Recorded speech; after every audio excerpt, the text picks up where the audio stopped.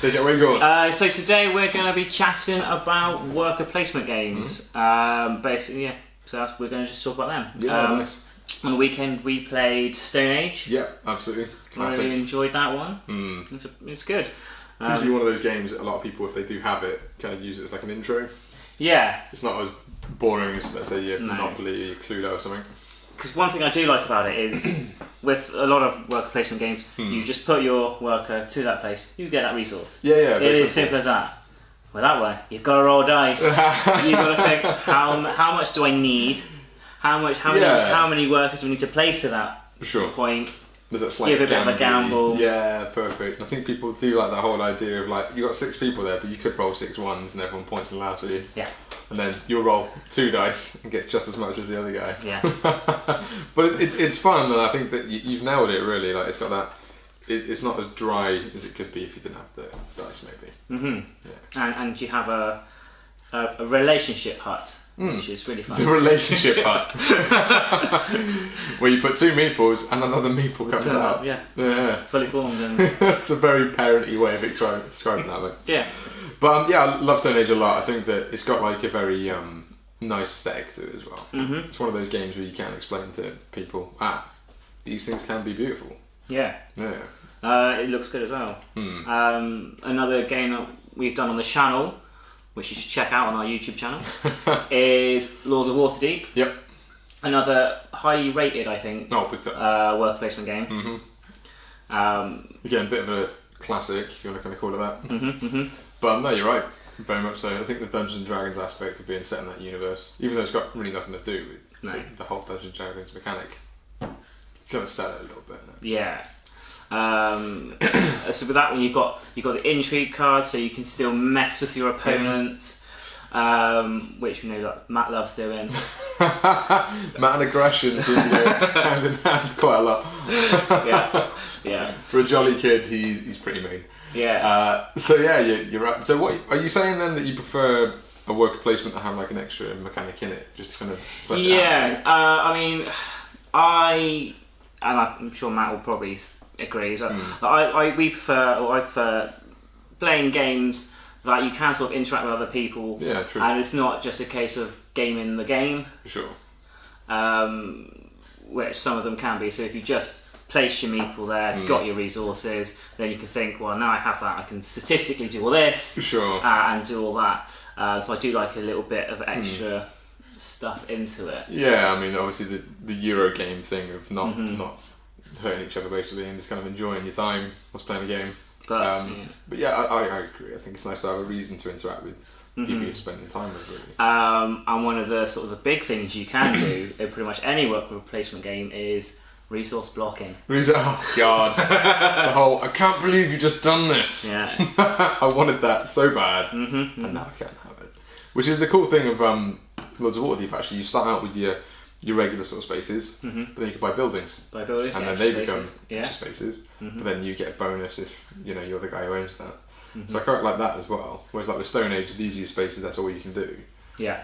But I felt there was enough variety there to not make it stale, if you know what I mean. Yeah. And each time you get the card for your different bonuses at the end, that's secret.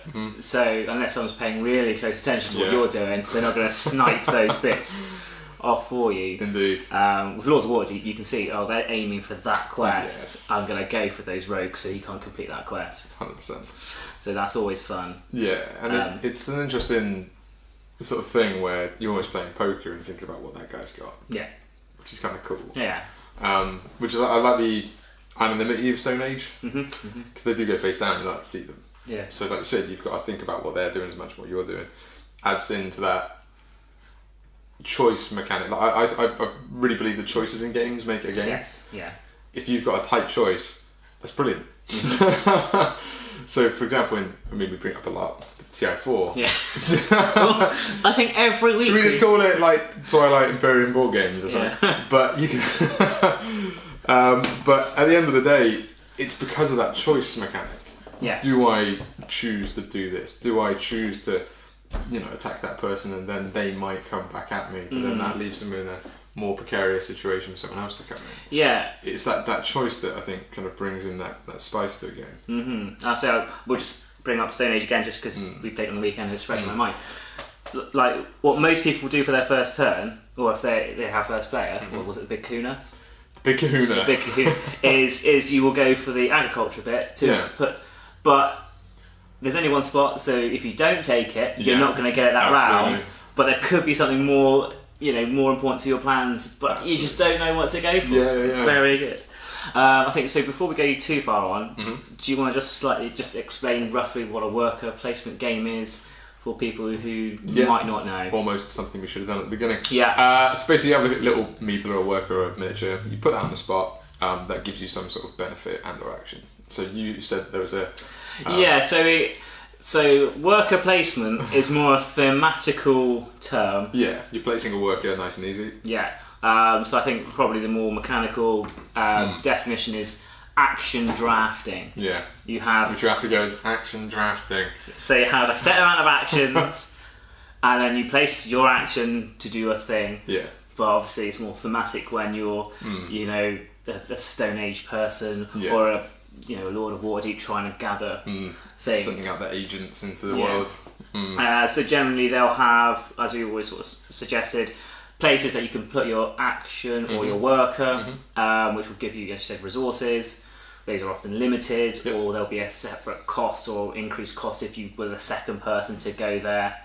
And then generally you can then do different things to get more actions or more workers. Absolutely. So it's the whole thing of, do you go for the long game of going in, using your 2 meeples into the relationship to get a third meeple to then do more for the next round, or It's really interesting. I think that a lot of people like it because on the surface it's quite simple, but it can be quite deep. Yeah, I think it's quite easy. It's easy to sort of, I say, for a gateway game, it's easy to explain to people. Sure. To get points, you need to complete these things. To complete these things, you need to gather these resources. Absolutely. To gather these resources, you need to put these workers here. Nice. And you feel like you're accomplishing things and getting things done, which is just a nice human thing to do. Yeah. But no, it's great, and I think that obviously games like that, you can get the insane ones. Like I believe you haven't played it yet, but A Feast for Odin. I have not played that one yet. It's incredible. We're gonna have to play that soon. But I think there's literally 71 spaces you can put your meeples. Wow. Or your Vikings. So you end up with this insane amount of choice, but on the surface it seems insane. But after a while you kind of realise it's actually quite... I don't want to use the word easy, but it's more streamlined than you expect. Yeah. There's just a lot going on. But again, it's the same idea of you're putting a worker down, get benefit. Yeah. But there are, again, that's what you said, like in certain places you've basically got 4 columns. The first column you put 1 Viking. To activate the second column of places you have to put 2. The third you have 3, 4. Yeah. So you're kind of thinking, do I save my meeples and kind of go for the cheaper ones and get a little bit done? Or do I go for that haymaker of a move and just put 4 guys down and get something insane? So it's cool, and I really like that idea of, again, choice. It's just a huge part of gaming, I think. Yeah. So we also played Anachrony. Oh my god, I love that game. It's a very good game. Yeah. It's a bit contentious online. Really? Some people like it, some people don't. It's a bit Marmite-y, I think. I think it's great. Yeah, I mean, I probably enjoyed it a lot more because you've got the nice miniatures. I mean, not saying I bought it for that, but it definitely helps when you just put your worker. It's just more thematic. I mean, with Anachrony, those normally you get like a little cardboard. So in this case, to place a worker, which is like an engineer or a genius or a scientist or something, you have to send them out in an exosuit because the world's kind of screwed up and the atmosphere is rubbish. Yeah. So you have like a hexagon cardboard token in the base game that you put a worker on, and you send it out, and it's a bit naff. Whereas with the exosuit commander pack, you've got these amazing things which you can then literally slot the little cardboard token in. You're literally putting a guy into a robot and sending them out into the unit. Amazing. So that obviously brings the theme into it. But then again, you've got the idea of you're sending someone out for a purpose, like they're going out to mine resources, let's say. So you've got you can just imagine, you can give them names. Yeah. So and with that one, because you have different types of workers, you can just, if you've only got like an engineer, and then you can go to a space that doesn't give them any extra benefit to get the resource you need, or you could put that engineer to a different space to something you might not need now, but they're not going to come back exhausted, so you can use them next round. 100%. Loads of choice. And I think that'll be we'll have to do like an extended on that one, I think, because it's a long game, but it's well worth it. I think it's incredible. But then you have the time travel aspect as well. Yeah. So you can kind of like take resources from the future, but you've got to pay them back. Otherwise, bad things happen. Yeah. Which again is funny, but it gives you that choice. Yeah. Choices! They're just brilliant. I think that's the main thing. What other games on that shelf have you got? You could argue, in a way, that Scythe is got a worker placement aspect to it. I mean, this is where you kind of get that hybrid thing, don't you? Yeah. Where it's one thing and another at the same time. So Scythe, obviously, I suppose you could say it's like a resource management, military worker placement. I mean, again, we played it on the weekend. XCOM. Sure. Yes. Because technically putting you have workers, resources to put down. If you're fighting that alien off, you'd have to send out interceptors. Yeah. Or you're putting your guys down to do things. They're not necessarily. I think this is where it gets a bit vague. Like, you're not necessarily gleaning anything from it. No. You're just fighting people. Yeah. So it's probably resource management type. You've got X amount of scientists to allocate to this. Sure. Yeah. But that kind of makes sense to me. So they're still workers in a way. Oh yeah. Yeah. Soldiers get paid a wage. Like